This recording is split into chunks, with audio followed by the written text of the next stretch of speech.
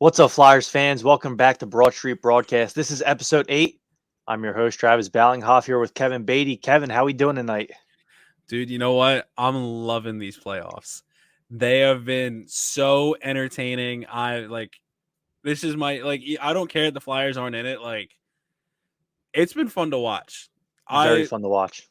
Yeah. I still have some emotional investment with Giroux being in, but any series you watch, and it was a fun watch. Yeah, when the series started, there were a lot of blowout games, and I'm like, oh man, can we get an entertaining game? Can we get a close for game? real. And then as the series started to go longer and longer, we started getting some really good games, some long series. It ended up working out pretty well. It did. You know what? We had so many game sevens too. So it was, and a lot of them decided by overtime too. So last night was nuts. Last night was nuts.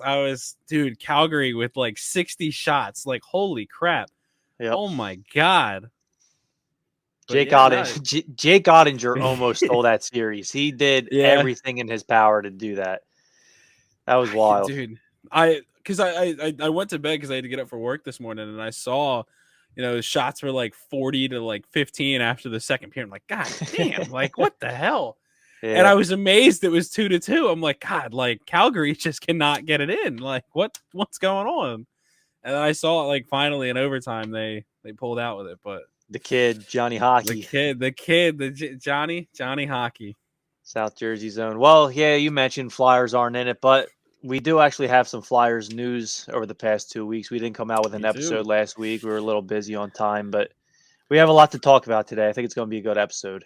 I think so too. Big shout out my guy Travis graduating college. Whoop. Yeah, there we go. Well, You did too. I did too, but you actually went to the ceremony. I didn't want to, so I respect it. It really wasn't. It was very disorganized. I will say that, but I don't have any complaints besides us standing on the baseball field for about an hour. Yeah, no, that felt like forever, but it was cool. Yeah.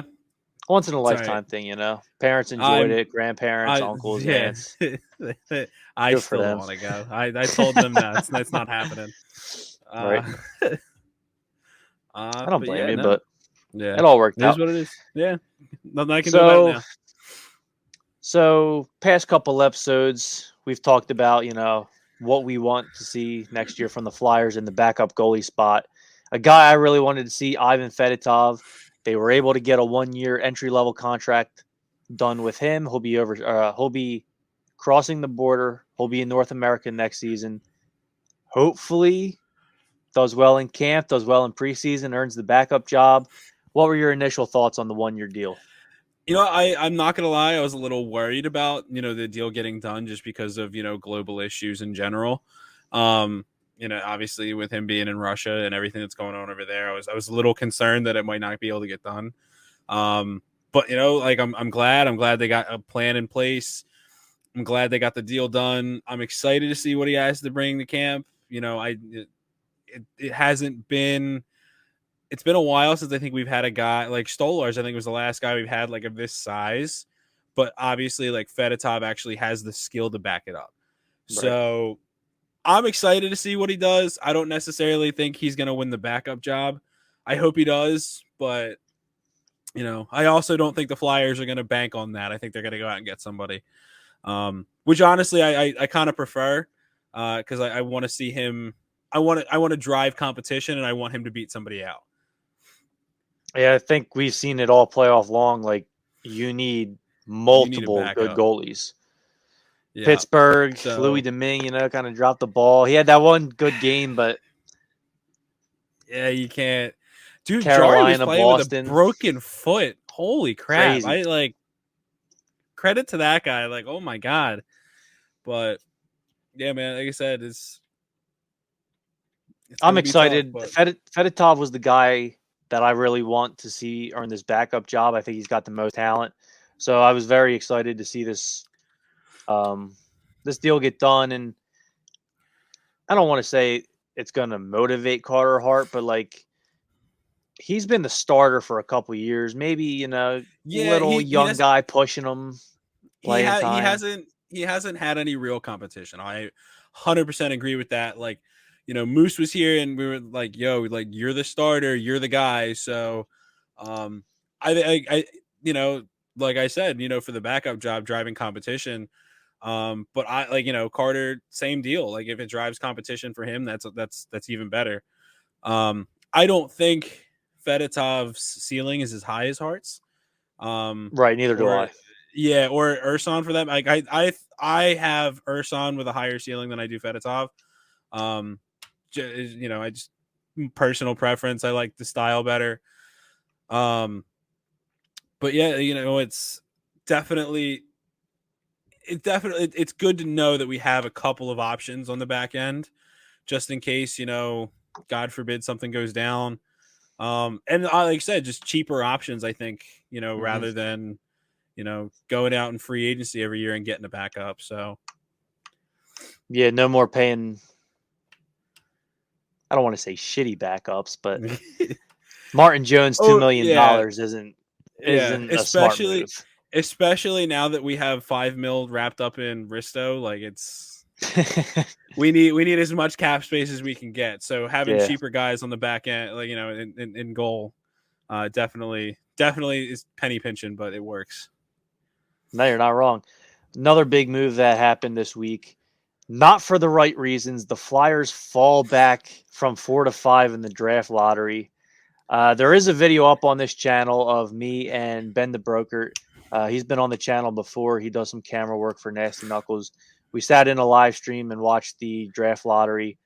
Very, very annoying to see the New Jersey Devils jump up to the 2 spot. Yeah. Overall reactions on the draft.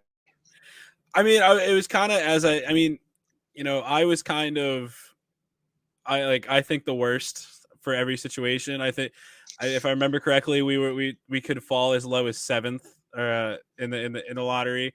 So like, oh damn it, we're getting 7th. Like it's a done deal. It's gonna happen.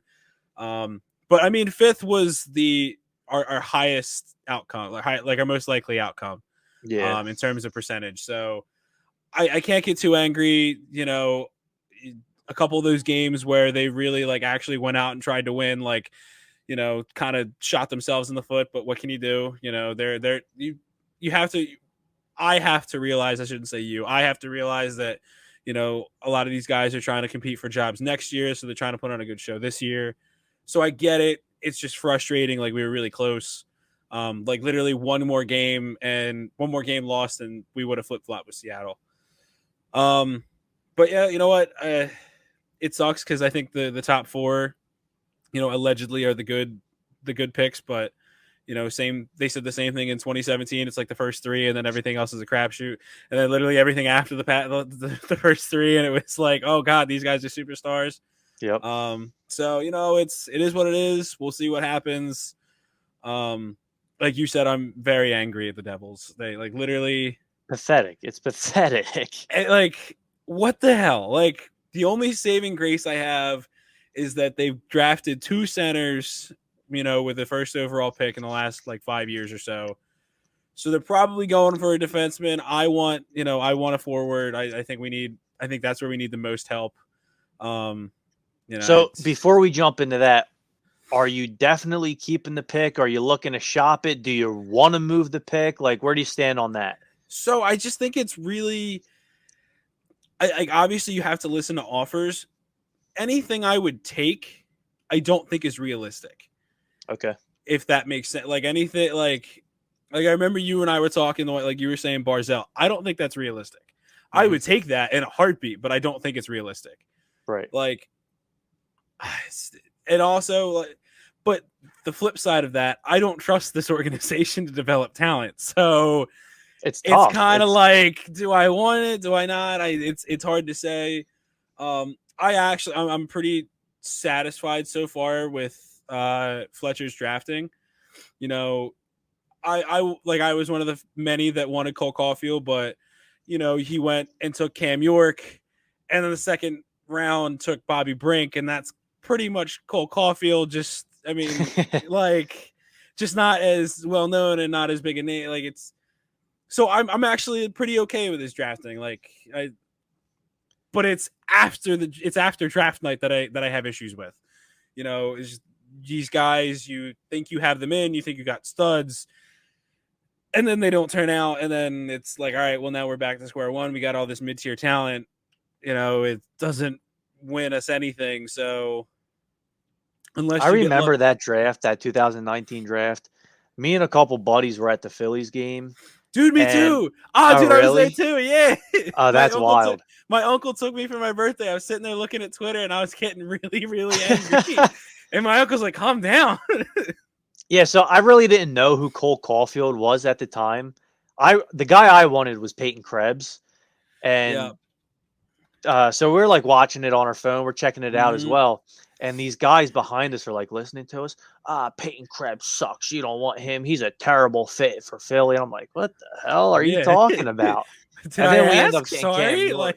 Like it was very strange, but yeah, I remember that vividly for some reason. Yeah. No, I was wholehearted. Like, I was like, oh, dude, like, I want Cole Caulfield. Apparently he's gonna. I thought he was gonna slip just because of his size. Mm-hmm. And then he did, and then like we were like, oh, dude, like we can actually we can get him, and then we traded back, and I was like, God damn it, like what the hell? And then he fell, and then we dropped back, and he was still there at the next pick, and I'm like, all right, cool, and we got a bonus out of it. All right, this is great. And then we took Cam York. I'm like, what the hell? Like, come on. But like I say, it worked out. Cam York's, one of the best guys was one of the best defensemen at the end of the season. I've been very impressed with Bobby Brink so far. Cole Caulfield seems to be pretty hit or miss with Montreal. Granted, he's playing for Montreal, but he looked pretty damn good when MSL took over. He did. He absolutely did. And like I said, maybe it was just the environment he didn't fit in. But like I said, so far it's looking okay. But obviously we said the same thing about Provi and TK, and so we gotta wait and see. But yeah. So do you have like a favorite or like a hopeful to get with this 5th overall pick? So the hopeful to get is Slavkovsky. I really like. He's 6'4", 220 pounds. He's a winger, and I know we got a lot of wingers, but like, I'd rather have at least somebody of that size. We have a lot of small wingers. Like the biggest one I think we have is JVR, and he doesn't do shit. He doesn't hit. So he probably won't even be here next year. Exactly. So you kind of gotta get something, and maybe he doesn't even start the season, but you got to at least get some size in the pipeline. Mm-hmm. So my personal, I'll take anything. I feel like at least one of the people that are projected top 4 is going to fall. I don't think it's going to be Shane Wright. It might be Logan Cooley, but I doubt it. Like I said earlier, I think the Devils are probably going to take a defenseman just because they took 2 centers in the last, 5 years in the top 5. So I think Cooley and Wright aren't ending up as Devils. I think they're probably going to take Nemec. I don't know how to pronounce his name. Nemec. I think he's going to end up a Devil. But other than after that, it's a crapshoot. Like I could see it going anyway. I saw somebody say that Seattle was probably going to take a defenseman because they don't have any right-handed shots in their pipeline, and I'm like that they've only been in the league for like a year, so I don't really think they're worried about that. They're just going to take best player available. I think Arizona is probably going to take Cooley. And then, I feel like we'll probably end up with a defenseman, which fine, fair enough. We need help everywhere. I still think Cooley goes 1. I don't know if that's a hot take or bold take. I think Cooley ends up going 1. I don't necessarily think it's a hot take because I think Wright has kind of slipped in rankings a little bit since last season. But I'd say it's bold. You never know. That's a gut feeling. Like we talked about this a couple episodes ago. Like this is so 2017 vibes. It's really not even funny. It's actually nuts.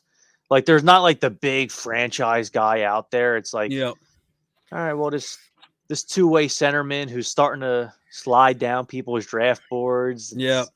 It's definitely it's tough to kind of gauge. I think, just because you look at 2017 and like going in, like Nolan Patrick was the consensus pick.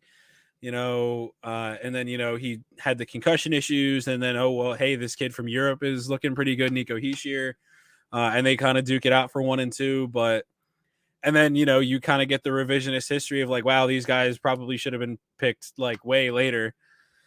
So it's kind of hard to say, I agree. I'm getting a lot of 2017 vibes, but maybe it ends up like we thought 2017 was going to. Maybe it ends up the exact same way, with the guys at 1 and 2. My guess, it's going to be whatever way the Flyers get screwed the most. That is what's going to happen.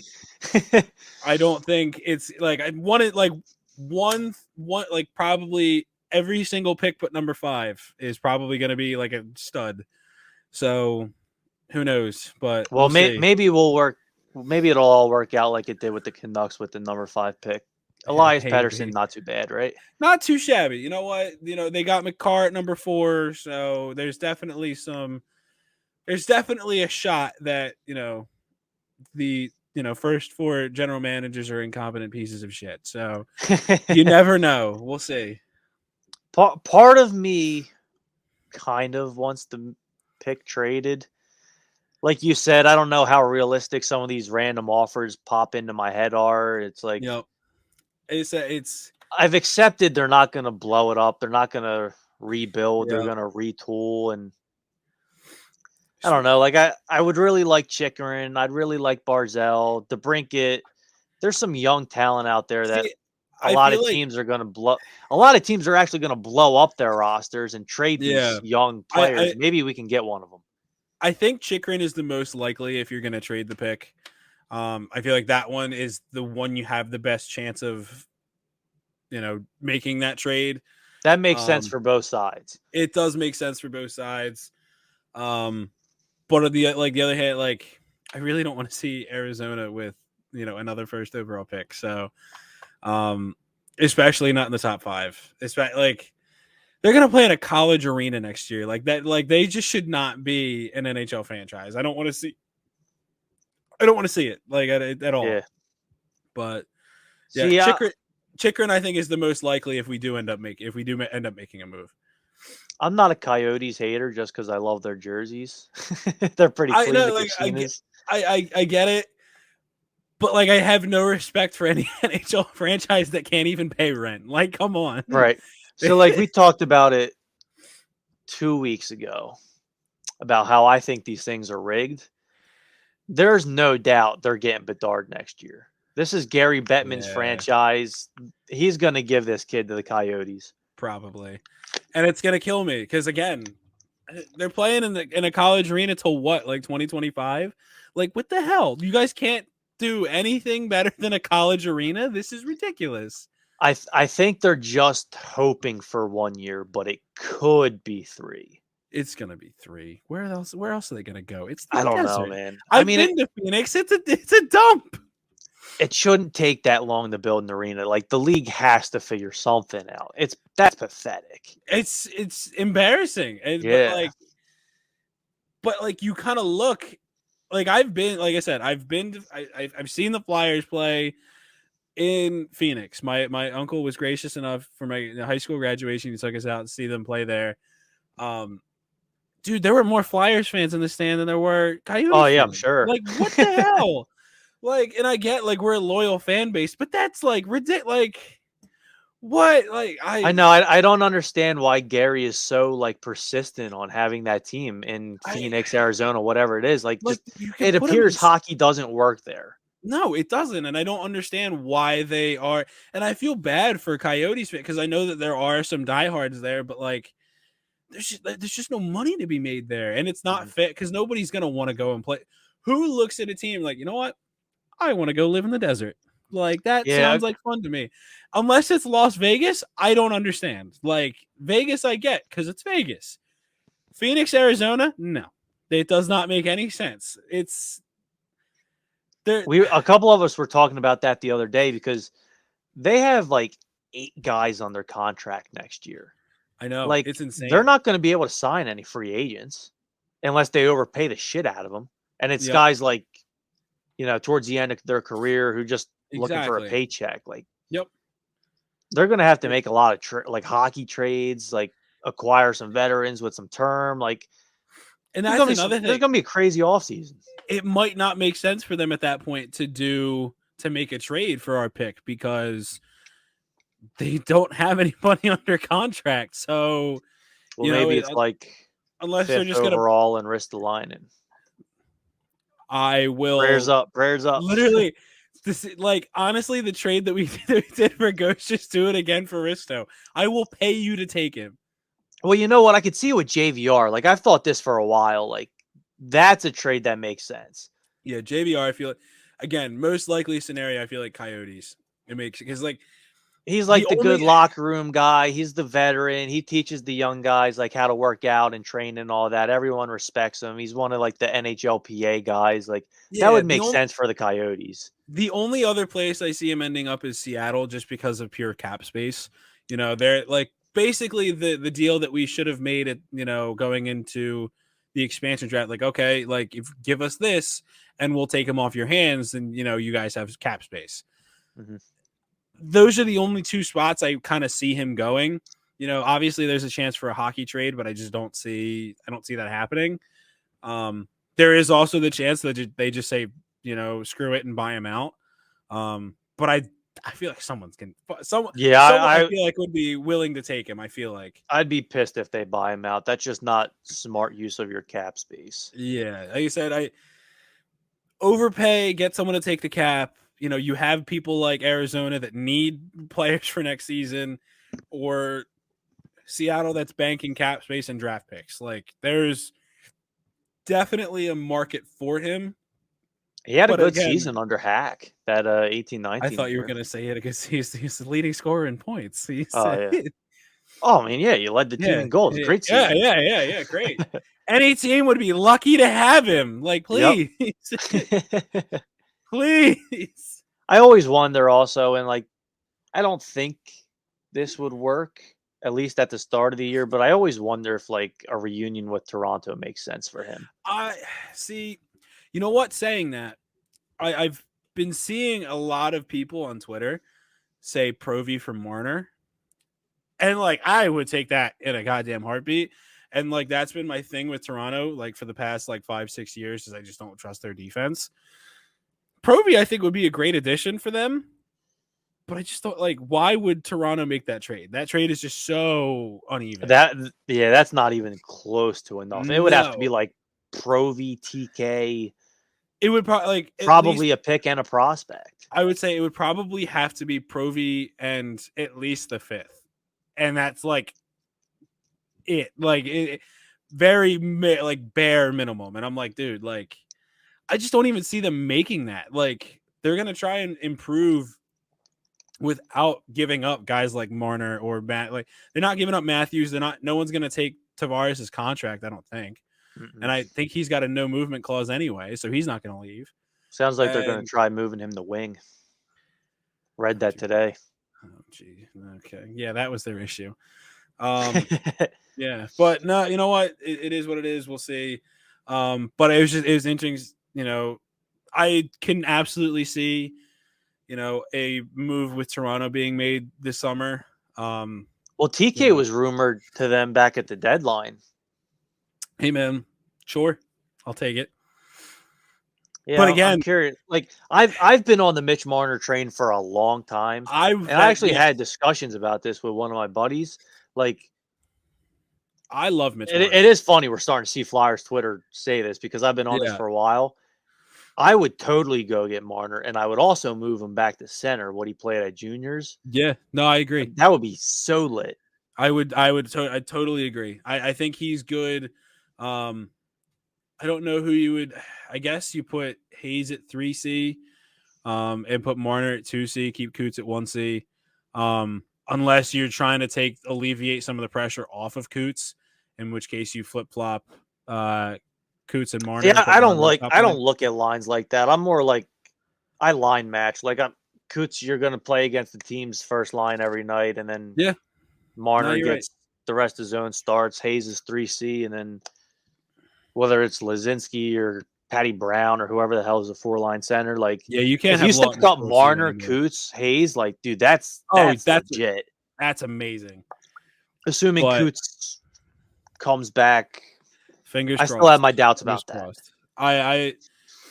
It was. I think it's a scary injury for sure. Because I don't think the closest thing I think he's had to like a big injury like this was when he injured himself in the playoffs a couple years ago.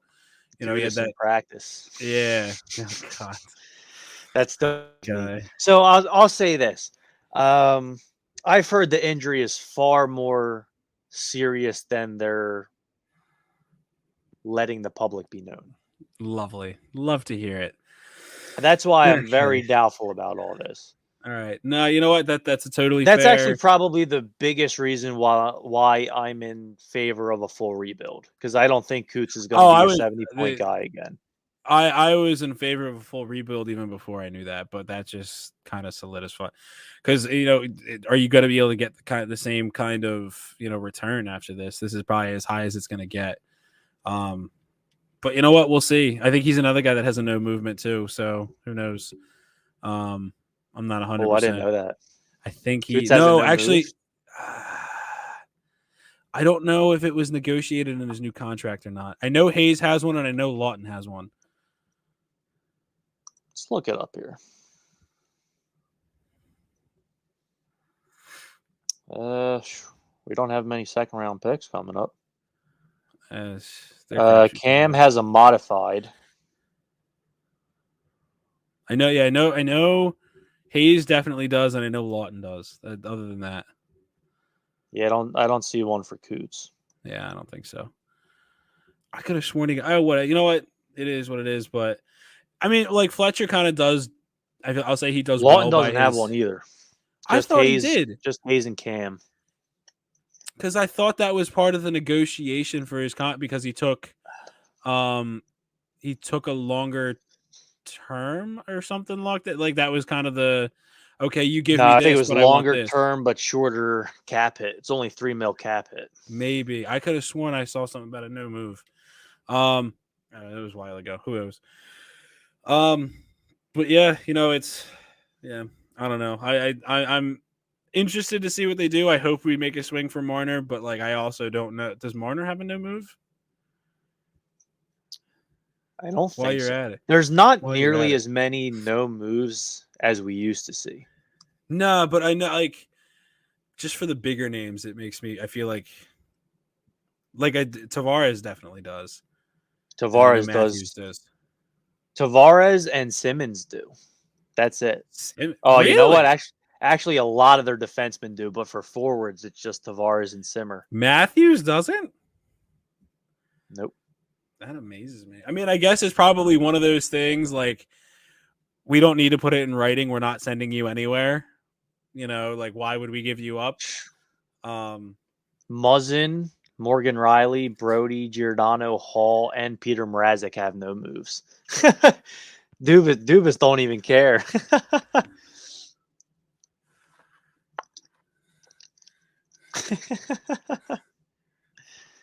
What? Peter Mrazek. Dude, I'm still like, I mean, I like Jake Muzzin, but like a no move for Jake Muzzin? What? Like that? No. Well, no wonder that was one of very, very, very few things Ron Hextall did right. Was he very rarely gave out no moves, no trades, definitely. Any of that stuff. That just handcuffs you, man. It really does, especially with like the league expanding every year. Like those are guys you have to protect. Like that's annoying. So. What about William Nylander? Now that we're on the Leafs, any interest in Nylander? I mean, anything for the right price. I'm not the biggest fan of him. I think I feel like you're just gonna get another TK, with him. But I feel like TK is more scrappy, and I prefer TK if I'm gonna have one of the two. I don't think it's really an upgrade in any way. So I feel like if you're getting Nylander, TK is the one you have to give up. But I don't see them. It doesn't make sense to me. Okay. Well, there's been a lot of other news league-wide that kind of pertains to the Flyers. The Islanders fired their coach, Barry Trotz, and Vegas fired their coach, Peter DeBoer, today. Either of those two interest you? for a Flyers head coach. If I ever say Barry Trotz doesn't interest me, like check my pulse. Like he is like arguably the best coach in hockey. I think it's him and Rod. And I think it's actually like pretty close between the two. I think there's no shot in hell Trotz is coming here. They're like, unless like Comcast said, means what they say, and it's like, hand him a blank check. But that's only if Trotz is only interested in the money. That's it. And if he's interested in the money, then okay, yeah, then we probably do have the deepest pocket. But apart from that, why would maybe he wants the challenge? Hey man, I will gladly welcome Barry Trotz. It makes no sense for him to come here. And you know what? Like the very first thing I thought of today when DeBoer got fired was Trotz is going to Vegas. That's my thought as well. I mean, I don't hate DeBoer as a coach. I just don't think he doesn't move the needle much for me. Yeah, I don't know too much about him. Yeah, I know he coached the Devils. Did he coach the Sharks too? Yeah. Yeah, so Devils, then Sharks, then Knights. Dude, if Trotz does go to Vegas, that team's like a contender again. Because like I wouldn't have fired him. Like we had a lot of injuries, right? And then people don't want to make the injury excuse, which I agree with. Like I don't think we're good enough, even if no one gets injured. Maybe not. Vegas has a legit excuse there with all the injuries they dealt with this year. I wouldn't have fired DeBoer if I was them. But even then, it's like their first time missing the playoffs. It definitely seems like an overreaction, like without a doubt. So I wouldn't have fired him. I mean, I will say he did take the Devils to the Stanley Cup Finals, but also that was like the Martin Brodeur's like last I'm on my shit season. Like he was just on fire. Like going back to that year, so Bill Meltzer, I don't know why I remember this, but I do. He emphasized for a very, very, very long time how bad DeBoer outcoached Lavi in that series in the second round. That's the only thing I really know about DeBoer. Yeah, no, I'm not saying he's a bad coach. Just like I said, he just doesn't move the needle for me. Like him going to Vegas, like, all right, cool. You had a great team there to begin with. Like, whoop-de-doo. Like, okay, you didn't do anything with it. But like, if I'm not mistaken, he wasn't. I think McClellan was the coach when the Sharks went to the finals. No, it was DeBoer. Was it DeBoer? 2018, 17? No, it wouldn't have been. No, because it was 16 or 17. I think it was 16. But like I said, it just wasn't. It seems a lot longer ago, but maybe I'm wrong. Yeah, it was DeBoer. Was it DeBoer? All right. So then, I mean, he's got a good track record. He's been to the finals a bunch. I don't know if he has a cup. I don't think so. I don't remember how long he was with the Devils, but it definitely wasn't when they had the cup. I think he has a Memorial Cup because he coached Richards in junior, and Mike Richards loves him. Okay. All right. That's about the two things I know. He outcoached Lavi in 2012, and Mike Richards loves him. That's like all I know about the guy. I said I don't know much myself. But again, I don't know, like just all the stuff I do know. I don't think he has a cup, so it doesn't really move the needle for me. And again, I don't think he wants to come here. Like there are a lot of like bubble teams that would probably take him, be like, oh, you know what, this guy might be, who kind of turns us around. You have for us to be good again, so many things have to go right. It makes no sense that any coach would want to come here except for a paycheck. So like I said, that's the only way I can see Trotz wanting to come here. DeBoer, I just don't even see really as a target. I don't know. It just doesn't mix well with me. I just don't feel like it's going to happen. And I'll eat my words if he does. Mm-hmm. I think the most likely outcome is Jim Montgomery. I've heard that as well. Yeah, I think that's the most likely. Now, again, are you okay with that? Or do you like Montgomery? We're not doing anything next year. Like it's just like a filler spot. Like we are so far away from competing. Like the biggest takeaway from these playoffs for me were like, wow, we are like miles away from being anywhere close to any of these teams. Mm-hmm.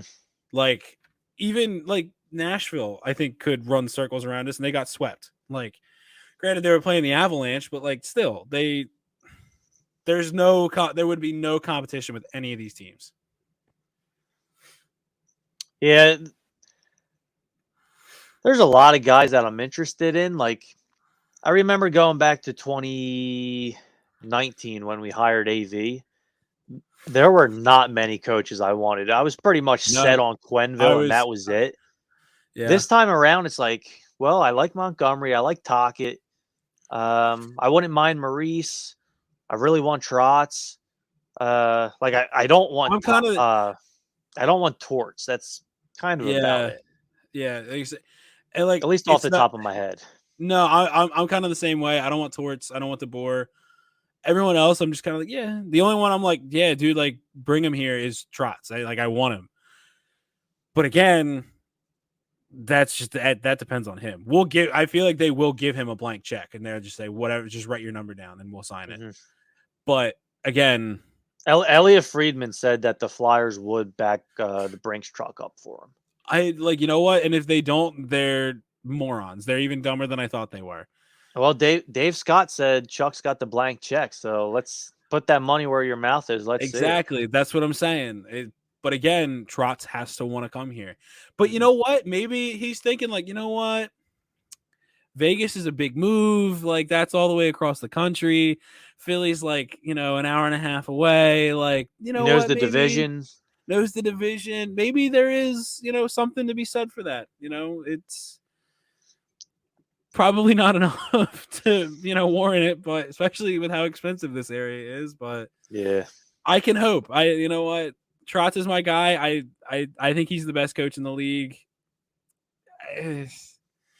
But does he want to come here? Yeah. I think he will. I think he would turn this team around a lot. I don't think we would be a Eastern Conference final contender, every year like the Islanders were until last year. But I think like second round, he could turn this team. I don't think he's going to make a good defenseman out of Risto by any means, but like he can get a lot out of everybody else. I think. I was telling my buddy the other day if we get Trotz, I'm putting money on Carter Hart to win the Vezina. I like that. I do like that. Yeah. Dude. But that's another. Like, remember, he almost stole that series against them in the bubble. Dude, I know that was. God. That was some good goaltending. That was fantastic. That was like Jake Ottinger the other night. Yeah, it was. It's such a shame too. I mean, we were outplayed that whole series. Like, it's not even funny. You could even argue the first round. You can argue the first round, but I think that was just playing matchups a lot more clinically than. But I said it before. I'll say it again. I think had COVID not come around, I think we were going to the finals. I think there was nothing stopping us. We had all the momentum, and then it was all gone. COVID, fucking COVID. So what else have you liked from the playoffs so far? Anything stand out? Giroux is an absolute monster. It's nice to see him actually like he looks like he's having fun again, and I love it. Yeah. I will say it is really annoying because especially like I don't think G was a bad captain, but his quote saying like, "Oh, I feel so good not having the C on me," and then did he say that? He did. He said, "Oh, I missed that." Oh yeah, that wasn't a Dr. Evil Gritty tweet, was it? I don't think so because everyone was talking about it. Hold on, because no, it was like the Athletic. I think that reported it. Huh. I totally missed that. Because it, like I said, it seemed like something that Evil Gritty would tweet. So I like shit. But yeah, man, it's I've been loving the playoffs. Yeah, it's anything you think went unexpectedly? Anything? Not really. Stands out. the biggest thing for me is like how far the Rangers were away. That I was going in like I thought they were like one of the best teams to compete, and they just weren't. And Yeah. the only reason they made it to the second round was because of Shesterkin. Like he just absolutely stole that series for them that last game. Mm-hmm. But it's other than that, I thought the Kings were gonna win against the Oilers, but I'm That was the one round I got wrong. I got a lot right. I think that one, and I mean I got a bunch of like the amount of games wrong on my bracket, but other than Yeah. that, and then I had the Blues wrong. I thought it was going to be the Wild, but that was a close series too, so I'm Mm-hmm. not like really upset about that. But yeah, no, everything else has kind of gone as I thought. But yeah, other than What that, about round 2 starting tomorrow night? If you're listening on Tuesday, it starts tonight. 7 o'clock game, Tampa Bay versus Florida, and then late game, Colorado, St. Louis. What are we looking so forward to the game? so I Round had 2. I wanted to ask you about something because I feel like I did find it. I found it. There are a time in any NHL captain's tenure when when that little piece of felt stitched to the front of your sweater can feel like a ton of bricks. You're not overthinking every little detail possible out there. You just go out there and play the game. I'll Wow. send you the tweet because like I said, I knew it was legit. But yeah, yeah. So, um, yeah. So, do you think there's anything to be said for? Because obviously the Avalanche swept the Predators. Do you think there's something to be said for them, like kind of sitting around for a long time, and like I do think they're going to be rusty game 1. I'm At really least kind game of 1, but yeah, for sure game 1. because I'm sitting there and like that's the only way I see them kind of, I'll say stalling until they get because originally because I didn't realize that and I should have kind of realized it beforehand. When I thought that Ovi was out for at least a couple games in the playoffs with a broken collarbone, but he ended up playing.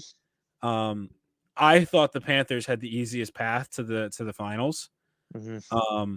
Because I thought, and I still do think, I think the Rangers and the Penguins kick the crap out of each other. So I think Carolina is going to have a pretty easy time of it, but I still think they're going to put up a fight.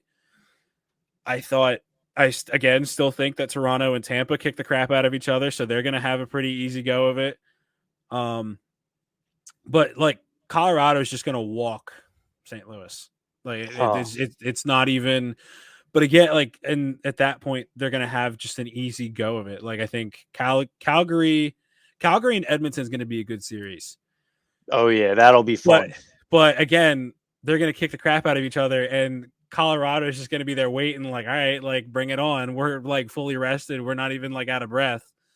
So I don't agree that Colorado walks St. Louis. I really like Really, the Blues. I think the Blues are a good ass team. As I long as they am get good goaltending, whether that's Husso or Bennington, as long as they get good goaltending, I think it's going to be a good series. so I agree. I just don't have any faith in the goaltending. Like, especially against Colorado, like they're just such an offensive powerhouse. I just don't see it.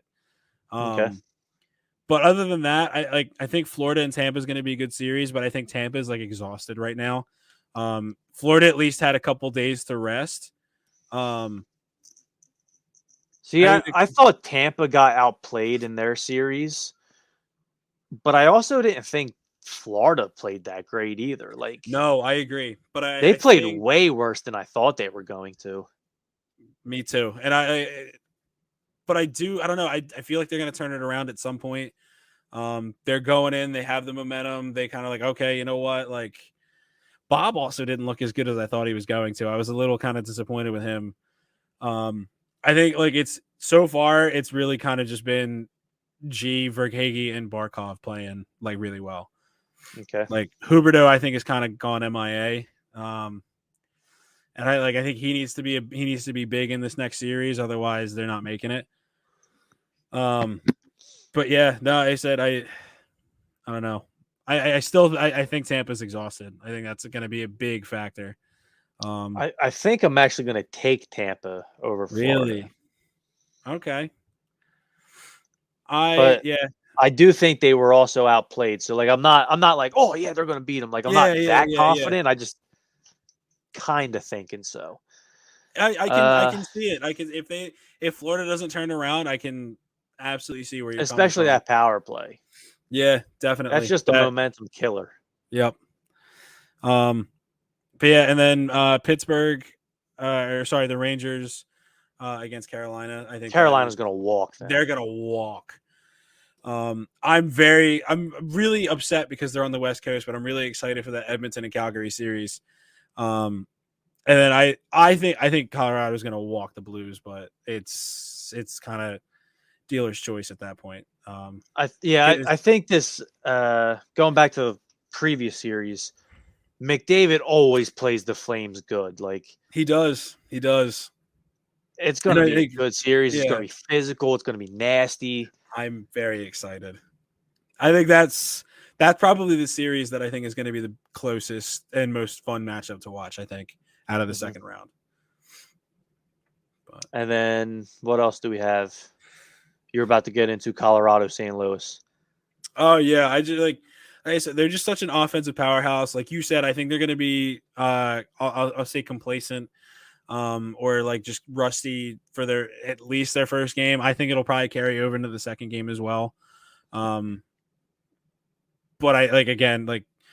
once they get their legs back under them, like they're just going to walk them. Like I could see Colorado winning in 6, St. Louis blowing them out the first game, close game the second game, but St. Louis still pulling away with it. And then Colorado just wins out. That's my prediction. I think Florida in 7 for Tampa. I think Carolina in 5 against New York. I'm going to go Calgary in 7 against the Oilers. I'll go Tampa in 7. St. Louis in 7. Oh, that is a bold choice. Hurricanes in 4. And damn. Calgary in 6. See, I think so. I disagree with you heavily on the St. Louis. Mm-hmm. But the one I disagree with you most is Carolina sweeping New York. I think Shesterkin steals them one game. Like the rest of their roster does not compare. Mm-hmm. But like Shesterkin's just too good to not win them at least one. Like I see that, but yeah, part of me is just like they had to give it their all in that round 1. Oh, and no, he didn't even play good the first half of the series, and no, he did get left out to dry. But like I said, he's way too good, especially now that he's got momentum and his legs back under him, and he's used to playoff hockey. He's just too good not to win him at least one game, in my opinion.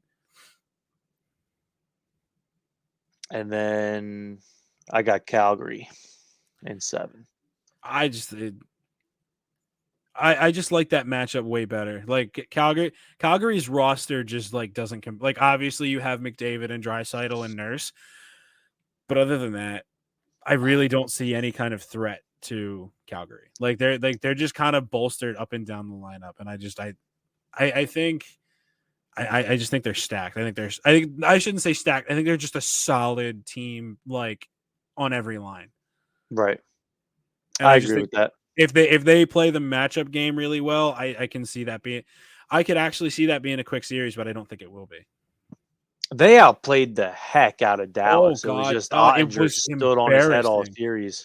My buddy texted me. Yes, he's a big gambling addict. He texted me. He's like, "Oh, dude, is Dallas winning?" I'm like, "No shot." Like, there's no, like, he's like, "Oh, really?" I'm like, "Yeah, dude, they're so overrated. Like, it's not even funny."